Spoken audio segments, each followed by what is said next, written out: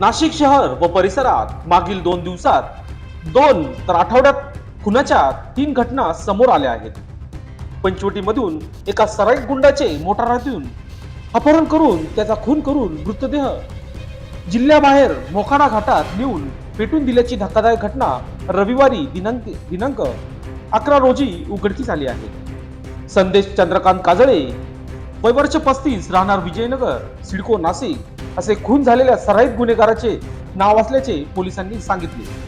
त्याच्या मित्रांनीच आर्थिक वादातून त्याचा काटा काढल्याचे बोलले जात आहे.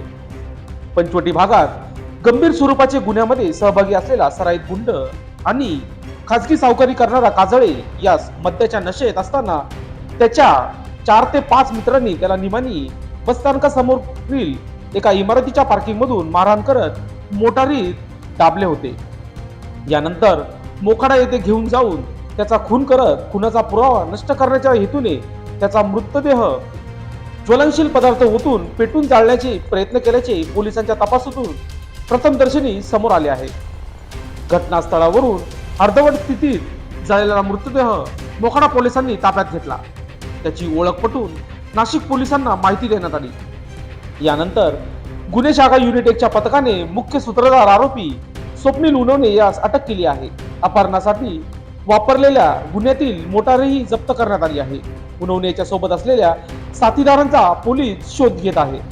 सराईत गुंड काजळे याच्यावर यापूर्वी खंडणी, अवैध सावकारी, मारहाण, खुनाचा प्रयत्न, फसवणूक, दमदाटी, अॅट्रॉसिटीसह विविध स्वरूपाचे गुन्हे दाखल असल्याचे पोलिसांनी सांगितले. शुक्रवारी दिनांक 9 रोजी रात्री काजळे याचे पंचवटीतील निमानी बस स्थानकासमोरील एका इमारतीच्या पाठीमागील पार्किंग मधून संशयित आरोपी नितीन उर्फ पप्पू चौगुले राहणार मखमालाबाद रोड, रणजित आहेर, स्वप्नील दिनेश उनवणे वय वर्ष 23 दोघे राहणार पंचवटी, पवन भालेराव राहणार त्र्यंबकेश्वर आणि अन्य साथीदारांनी अपहरण केले होते. मैताचा चुलत भाऊ प्रितेश काजळे यांनी दिलेल्या फिर्यादीवरून पंचवटी पोलीस ठाण्यात 5 जणांविरुद्ध अपहरणाचा गुन्हा दाखल करण्यात आला होता. खुनाचा प्रकार उघड झाल्याने याच अपहरणाच्या गुन्ह्यात खुनाचे कलम वाढविण्यात आल्याचे पोलिसांनी सांगितले. अपहरणाचा तपास पंचवटी पोलिसांकडून सुरू असताना रविवारी पहाटे मोखाडा पोलीस ठाण्याच्या हद्दीतील टाकपाडा परिसरातील निर्जन जंगलात काजळ्याचा अर्धवट जळलेला मृतदेह मोखाडा पोलिसांना आढळून आला. काजळ्याच्या अपहरणाच्या गुन्ह्यात दाखल माहिती व त्याचे वर्णन जुळल्याने मोखाडा पोलिसांनी शहर पोलिसांना या प्रकरणाची माहिती दिली. त्यानुसार पंचवटी आणि गुन्हे शाखा युनिट 1 ने समांतर तपास केला. उनवणे हा इको कारसह त्र्यंबकेश्वर भागात असल्याची माहिती मिळाली.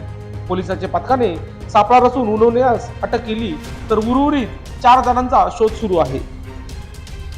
लोकशास्त्र न्यूज साठी बंटी आढाव, नाशिक.